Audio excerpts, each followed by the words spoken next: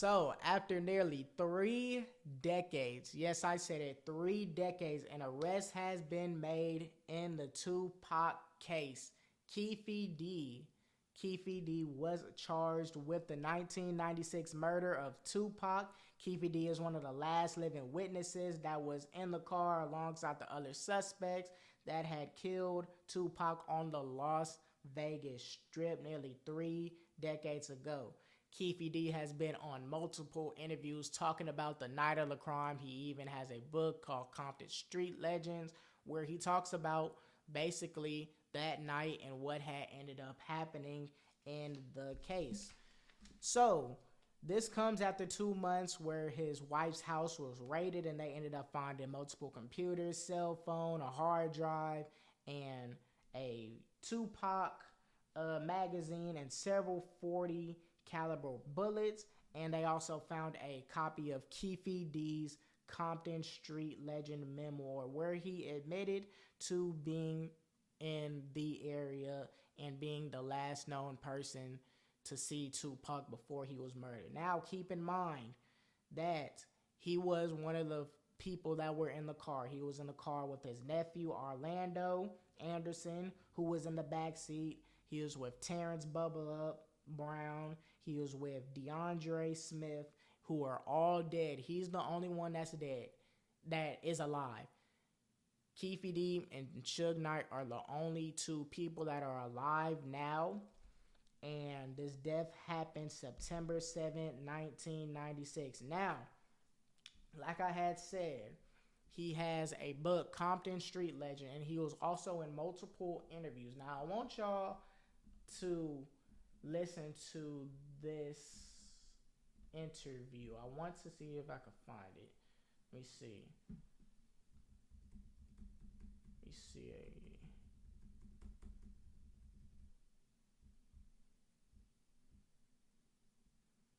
I think I'm going to just play this part for you. Here we go. Confessed to his involvement in the crime is behind bars. Who shot Tupac? The keeper for the code in the streets. It just came in the backseat, bro. Filmmaker Mike Dortch. Okay, so he said in that interview, he said that he doesn't know who shot, but just know that it came in the backseat of a car. He was also on the interview with DJ Vlad where he was talking about the night of the crime, and he was also saying in his book that he was in the car when that happened. He passed the gun to somebody in the back seat who had ended up shooting and killing Tupac and grazed Suge Knight in the head. But he didn't tell who shot. Was it him? Was it someone in the back seat? He didn't tell that. It wasn't until he did get arrested for an unrelated charge back in 2009. It was a drug charge, and he was basically talking to the police, and they had agreed to the proffer agreement, which is basically me saying this. If I get arrested for a unrelated drug charge, right, and they believe, officers, they believe that I'm in a murder, robbery, or just whatever crime, they can be like, we can have the proffer agreement, and they can be like, hey, you tell me what happened that night, we agree to this proffer agreement, anything that you say in this statement cannot be used against you. So my whole thing with this whole Keefe D thing, the fact that he's getting on multiple interviews and he's stating all of these things that have happened in the book, which he was in the car, he gave the gun to someone in the backseat, and they had ended up shooting and killing Tupac. There's no way that you're going to do that, especially if you're a gangster. There's no way that you're just going to do that. So I feel as though when he had signed and he had agreed to that proffer agreement, I feel as though that he thought that it was for life. If he said something about this case, there was no possible way that even if he gets on interviews or even if he writes a book about it, the Compton Street Legends, he was not going to get charged with it because of the simple fact they can't use it against him. Because there's no way, especially if you're a gangster, and obviously if he didn't get arrested for that, I'm pretty sure he would still not even tell what had ended up happening. But I feel as though since the police caught him on an unrelated drug case and they agreed to the proffer agreement and was like, if you tell us about the murder, we can't use what you say as evidence against you. But I feel as though he thought of it as this is a for life thing. They can't use it against me. So with that in mind, he's getting on these interviews, talking about the case, bragging about the case, writing a whole book about the case. Little does he know it only lasts for that long. Once you're outside of the interrogation room, anything that you say, statements, your digital footprint, everything, your interviews, that's fair use. That's fair game for prosecutors to continue on to build up a case against you. But I feel as though Keefe D didn't know that. Because there's no way gangsters don't tell. Real gangsters don't tell. So the fact that he did end up just getting on these interviews just very comfortably and just talking about the case and talking about what's going on, does he not know that if you pass a gun to someone in the back seat of your car and they end up killing somebody, you're an accessory to a murder? It doesn't matter if you shoot the person or you don't shoot the person. It doesn't matter if you don't shoot the person. It just doesn't. The fact that you gave the gun to someone in the back seat of your car or whoever car that you were in, and they end up letting bullets out and they shoot Suge Knight and they kill Tupac, you're an accessory to that because that's your weapon. And they said that he's the shot caller. He was the shot caller for the Crips. And they charged him with open murder, meaning that the jury, and it's so confusing, the jury is basically going based off of statements that he said in his book, in his interviews. And is that enough to put him at the crime scene and put him as someone that potentially caused this murder? But it gives them the option, since it's a open murder crime, that's what they charged him with. They can charge him with first degree murder, second degree murder, third degree manslaughter. They can charge him with any one of those things. So it's kind of good for them because obviously they don't have enough evidence in regards to putting him at the scene except for statements. So unless they get like a weapon or unless they get something more than just relying on these statements, you can't just go out and charge him with first degree murder. You have to get more. So they charged him with open murder, so that way the juries, forever the trial does come, they can be like, okay, it may not be first degree murder, but it could be second degree murder. It could be third degree murder. It could be any one of those things. So he's not let off the hook just yet. And obviously, they tried getting Suge Knight to testify. And one thing about Suge Knight is not going to tell. He's a solid gangster. Keefe D is trying to say that Diddy, he said it in his book that Diddy had pulled him to the side and he wanted Tupac and Suge to be gone. He was basically scared of him. And it was a whole thing between Bad Boy Records on the East Coast and Death Row Records on the West Coast. They've been beefing for so long. So he wanted him gone. He wanted Tupac to be gone. And obviously when the whole thing with Tupac and Suge Knight and his nephew Orlando, they whooping on him, it was like basically a sense of retaliation. They was like, they have to get him. So they had ended up driving by and they ended up shooting and killing Tupac and Suge. People will say it's so many theories, and it's kind of crazy too because I had ended up doing a project over this on the whole conspiracy of Tupac. People say that Suge Knight did it. Suge Knight set him up because Suge Knight is a shady person. It's so many things. People say that Biggie was a part of it because them two were going back and forth. And Keefe D is also saying that Puff Daddy, who's now Diddy, told him to do it because obviously in the song Hit 'Em Up, Tupac was basically saying F Bad Boy Records. So it was always just a beef between Bad Boy Records and Death Row Records. It's always been a beef since the beginning.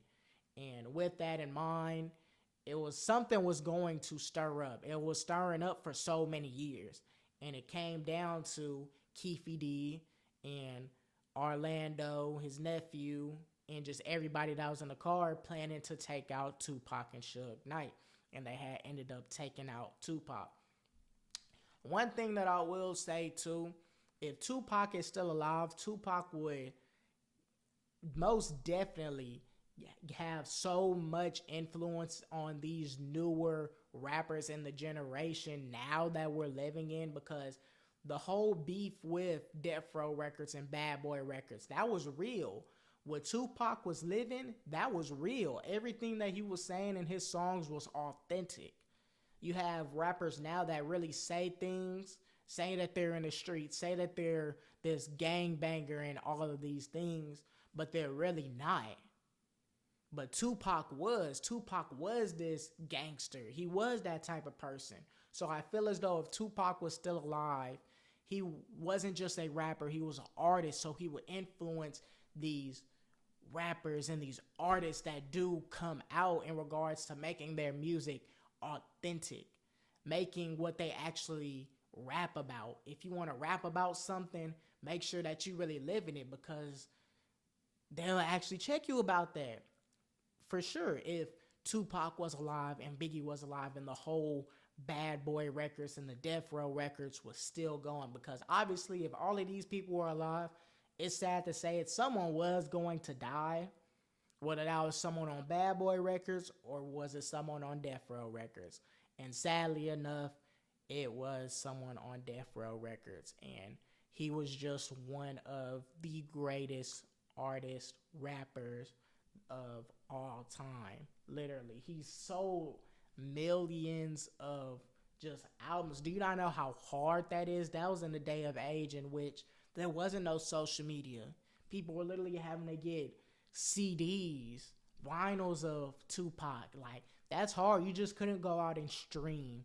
And the fact that he was getting 75 million albums sold, just sold, and 44 million coming in the US, like, that's crazy for a time in which social media wasn't there. So people were just going out and buying CDs and buying vinyls. That just shows how good and how talented Tupac really was. It really showed how good Tupac really was as an artist, and if he was alive, how much of an influence he would have on the rappers and artists coming up. Not saying that he doesn't now, because obviously he's still recognized as one of the greats, if not the greatest rapper ever. But people will just look at him in a different standpoint now, since he will be alive longer for these rappers that do come up. But it's sad to say that it was either Bad Boy Records, someone was going to die on that end, or it was going to be Death Row Records, somebody's going to die on that end. And it's so sad that Tupac had ended up dying. Obviously, Keefe D is probably going to be charged with this murder, because I feel as though they're just trying to close the case at this point, because it's almost 30 years. It's 27 years. So with that in mind, I feel as though they're going to try and get Keefe D just to go based off his statements, because there's no way that he's just the only person that's alive from the whole incident that happened in 1996. And he's still talking about it. He's talking about it in his books. He's talking about it in the interview. He was there, and nothing is going to happen. So I honestly feel like with Keefe D, it was more so the fact that he ain't read the proffer agreement, and he just went on these interviews, and he went in his book, his Compton Street Legend book, and was talking about everything that happened and how it was strategically planned, on Diddy saying that Tupac dissed him or whatever, his nephew getting whooped by, Suge. So all of this things was going on. So maybe that was the whole cause. And the fact that he's just telling all of that, you're not a real gangster. Real gangsters don't speak. Suge hasn't spoke about anything, and I'm pretty sure Suge knows a whole lot of things. Suge knows what actually happens that night. He's not going to say anything, but he knows what happened. Keefe D is the only person that would know. And the fact that he's telling, I feel like it's just self-incriminating for him. So if he does end up getting found guilty, which he should be found guilty if he's saying that he passed the gun to someone in the back seat that's obviously aiding to a murder, especially in Nevada, you can be charged with that. So he aided in the murder, point blank, period. And that's exactly what he had ended up doing. Passed it to someone. He was a shot caller. They found Tupac, found Suge, started busting bullets. And they sadly got Tupac. But if Tupac was alive, I can guarantee you his influence on the rap game will cause more artists to be more authentic in their music, and it'll be more pure. They'll look up to Tupac, and they'll look up to Biggie on Bad Boy Records. They'll look up to both of them, for sure. But I feel as though Keefe D will be charged with this murder, even though I feel like they don't have evidence in regards to like murder weapons and witnesses and stuff like that. They're trying to say that whoever shot had a big arm. His arm was thick. But if Keefe D was in the front seat, obviously they have to prove that he's there. And I don't feel as though Keefe D shot.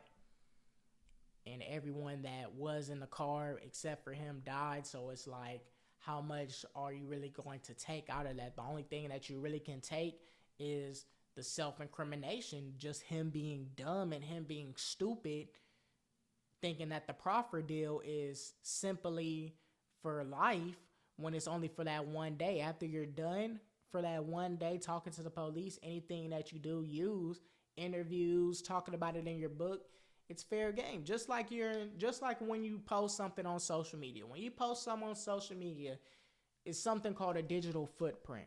That digital footprint can follow you. So when you get big, or when jobs just look at you and they look at your digital footprint, they look at what you post.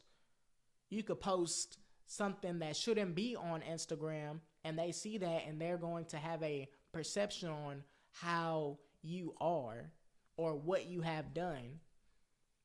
You may say that you've never smoked not a day in your life, but you have an Instagram post that you posted weeks ago that someone can dig up of you smoking.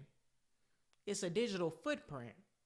So with Keefe D continuing to get on interviews with DJ Vlad and other interviews, making books, talking about the night of the crime, if you're real gangsters stick to the code and keep it silent all the way until they die. But the fact that there's no way that you can just go and just get on these interviews without you thinking that you're safe in some way, shape, or form. So the fact that he is just proves that he must not have read what that proffer agreement was. And he's just thinking that he's safe for life, which in actuality he's not. So since he's charged with the open murder, now he can be charged with first-degree murder, second-degree murder, third-degree. Like, there's so many things that he could be charged for. And since he admitted in his book, Compton Street Legend, that he passed a gun to someone in the backseat of the car but didn't say who, since it's his gun and he passed it, he will for sure be getting charged with something. And since it's been almost 30 years since the death of Tupac, they're trying to get this case closed. For sure.